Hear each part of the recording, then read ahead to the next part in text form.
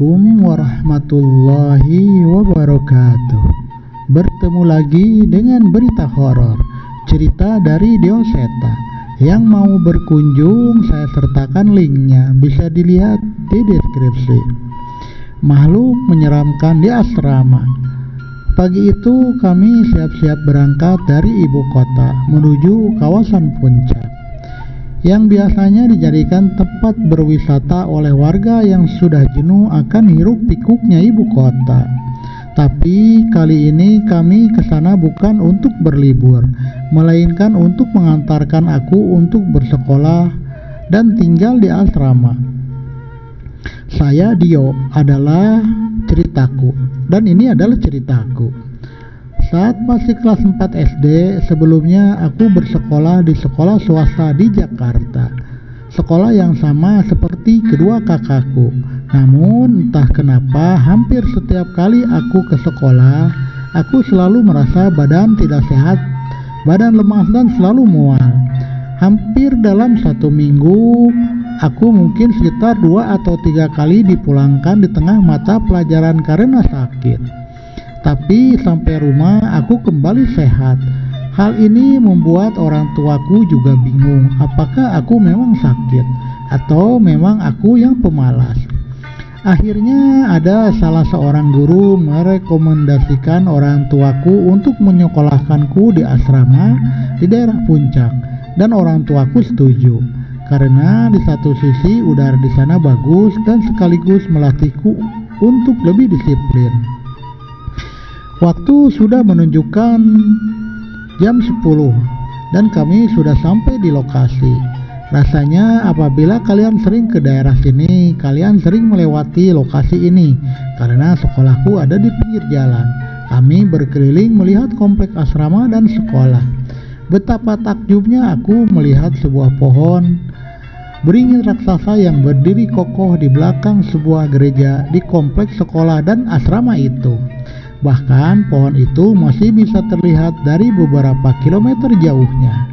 Sembari orang tuaku berbincang-bincang dengan kepala sekolah, aku berkeliling melihat suasana sekitar. Udara yang dingin membuatku merasa sedikit nyaman di tempat ini. Srek, srek. Suara seperti benda diseret tiba-tiba memecah lamunanku. Seketika aku mencari sumber suara itu. Sosok bayangan melewati belakang bangunan tua yang tidak jauh dari pohon beringin yang sangat besar. Hei, apa ini? Anak asrama di sini? Pikirku. Aku yang penasaran mencoba untuk mencari tahu dan mengikuti ke arah pohon beringin raksasa itu. Serak, serak. Suara benda diseret itu semakin jelas. Tak terasa suasana menjadi semakin gelap. Tapi ini masih siang. Ternyata tanpa kusadari aku sudah di bawah pohon beringin. Rimbunnya dedaunan menutupi masuknya sinar matahari. Akar-akar yang menggantung sedikit menggangguku untuk melihat dengan jelas.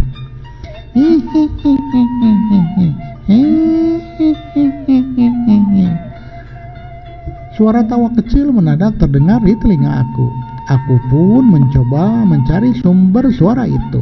Namun tidak ada satupun petunjuk asal suara itu. Aku tetap melihat sekeliling berharap suara itu berasal dari seseorang.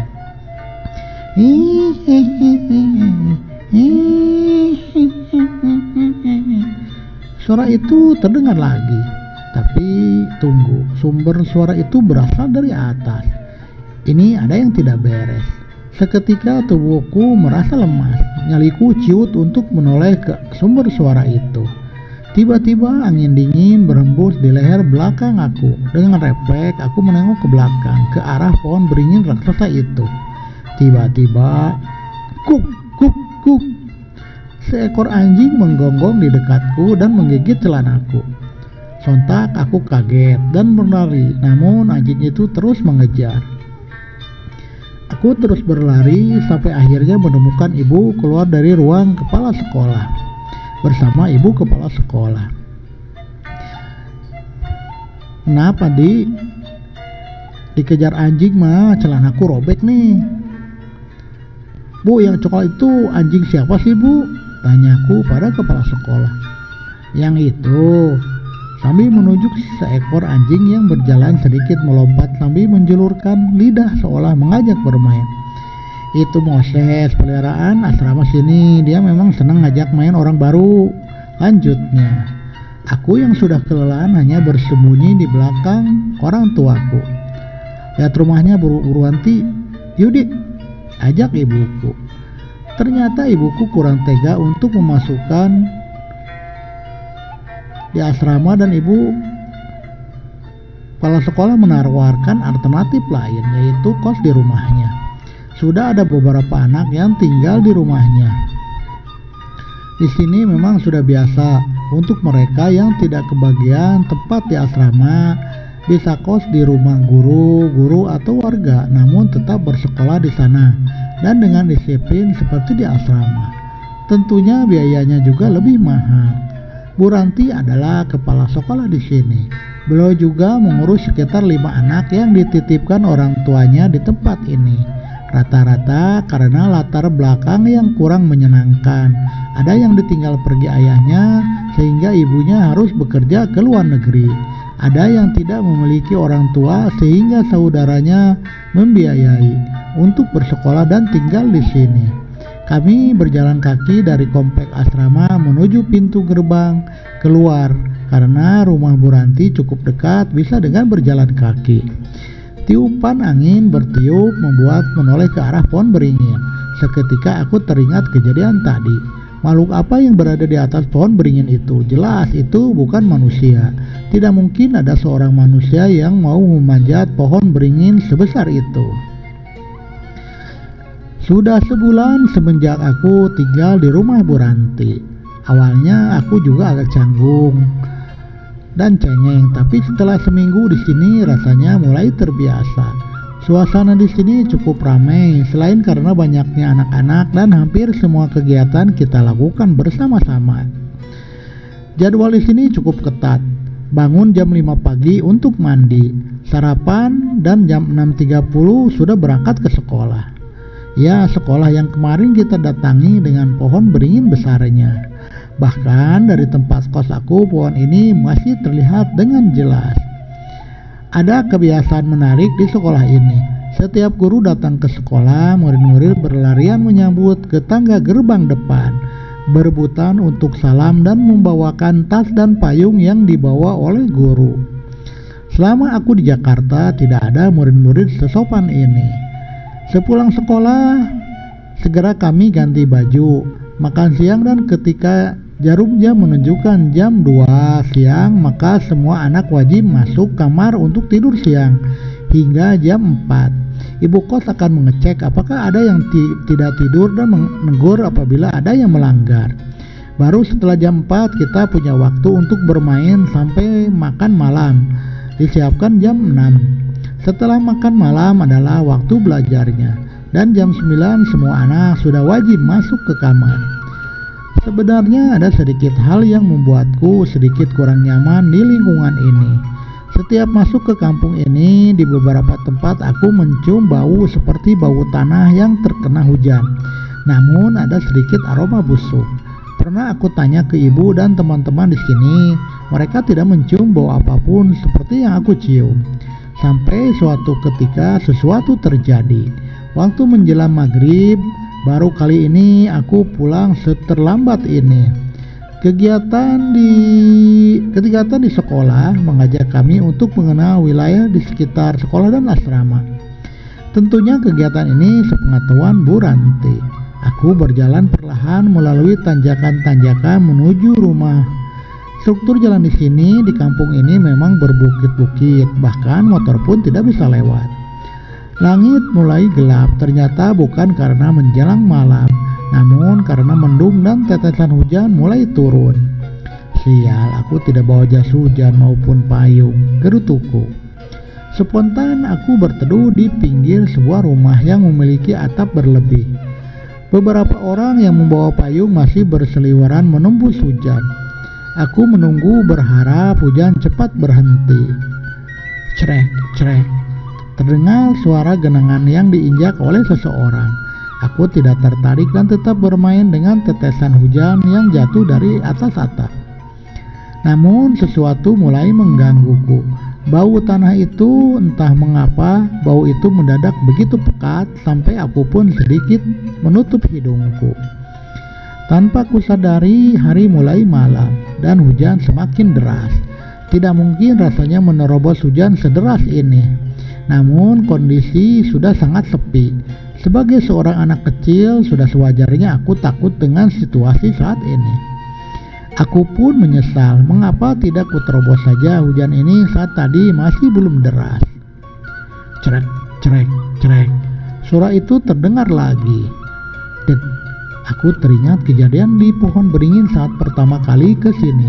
Seketika badanku waktu itu langsung gemetar, mulutku tiba-tiba membisu, bulu kuduku perlahan-lahan berdiri. Tolong jangan sampai ada kejadian seperti itu lagi, harapku dalam hati. Namun sepertinya tidak seperti harapanku. Suara itu semakin terdengar dan berasal dari kebun di sebelah rumah tempatku berteduh. Aku pun menoleh dan aku tak bisa mempercayai apa yang kulihat. Sosok makhluk besar setinggi 2 kali manusia dewasa. Mataku tak bisa berhenti terkejut. Tanpa sadar aku terduduk dengan lutut yang lemas. Itu darah.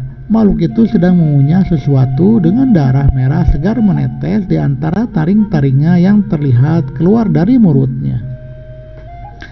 Lari, aku harus lari, ucapku dalam hati. Tolong! Aku berteriak sambil berlari menjauh dari makhluk itu. Namun sepertinya derasnya hujan membuat teriakanku tidak terdengar. Bodohnya teriakanku malah memancing makhluk itu untuk mengejarku. Aku berlari tanpa henti. Rintik hujan deras membuatku tak mampu membedakan mana jalan utama dan jalan tanah. Krak! Suara ranting terjatuh seperti tersapu oleh benda besar. Aku pun terjatuh. Sepertinya kakiku terluka, namun aku tak peduli. Kejadian ini tidak pernah kubayangkan terjadi di hidupku. Aku terus berlari tanpa peduli apapun. Napasku habis. Kakiku tak lagi dapat menahan luka yang terbuka. Aku menangis sejadi-jadinya. Namun entah mengapa aku semakin jelas mencium bau tanah itu. Tanpa sadar aku terjatuh tersandung sesuatu. Namun kali ini aku tak punya tenaga lagi untuk bangun. Suara langkah kaki yang terseret mendekat perlahan. Dia semakin mendekat. Semakin terlihat jelas makhluk itu memiliki mata sebesar kepalan tangan yang keluar dari matanya. Kesini!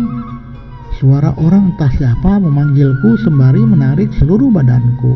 Aku tidak ingat apa yang terjadi saat itu. Yang ku tahu aku dipeluk telungkup di tengah badan seorang pria tua. Dan samar-samar terlihat bambu-bambu kuning di sekitar situ. Dan makhluk itu lewat begitu saja, seolah tak menyadari keberadaan kami. Sudah aman, kata bapak tua itu. Aku tak membalas. Aku masih menangis sesungguhkan merasakan kejadian tadi. Kalau sudah malam jangan main-main hujan-hujanan, apalagi di sekitar kebun sini, katanya dengan sedikit membentak. Baik pak, ucapku tanpa berani melawan. Makhluk itu namanya lelepa, sering berkeliaran di sekitar kebun sini saat malam dan hujan deras. Jelasnya, aku sama sekali tidak tertarik, yang ku mau hanya pulang. Sudah, tenangin dulu, nanti saya antar pulang, gak usah cerita kejadian ini sama orang rumah ya. Nanti satu kampung bisa geger. Biar nanti saya ngajak warga yang mengerti buat mengurus makhluk itu, ucapnya. Akhirnya aku pun pulang. Bu Ranti sangat khawatir dengan keadaanku. Aku melihat jam di dinding, ternyata baru jam 10 malam. Namun kejadian tadi terasa seperti sudah semalaman. Aku beralasan kehujanan, tergelincir dan dibantu oleh seorang bapak tua untuk pulang sampai ke rumah. Segera aku bersihkan diriku dan pergi tidur. Walaupun takut, rasa penasaranku masih membekas. Saat berangkat sekolah, aku sengaja mengajak anak-anak kos berangkat lewat tempat kemarin. Aku melihat sekeliling dan akhirnya mataku terhenti tertuju pada benda yang kemarin menyandung kakiku. Itu adalah batu nisan. Benar, di situ ada kuburan, tidak cuma satu tapi 3. Segera aku memperbaiki posisinya dan kembali berjalan ke sekolah. Tanpa disadari, ternyata warga di sini cukup banyak yang menguburkan kerabatnya di lahan kebun milik sendiri. Apa mungkin keberadaan makam-makam ini yang memancing makhluk bernama Lelepa itu datang ke perkampungan ini? Selesai. Terus ikuti channel Berita Horor dan ikuti terus kisah-kisah dari channel Berita Horor. Jangan lupa subscribe, share, komen, dan nyalakan tanda loncengnya supaya tidak ketinggalan cerita dari Berita Horor. Sehat selalu dan berkah. Wassalamualaikum warahmatullahi wabarakatuh.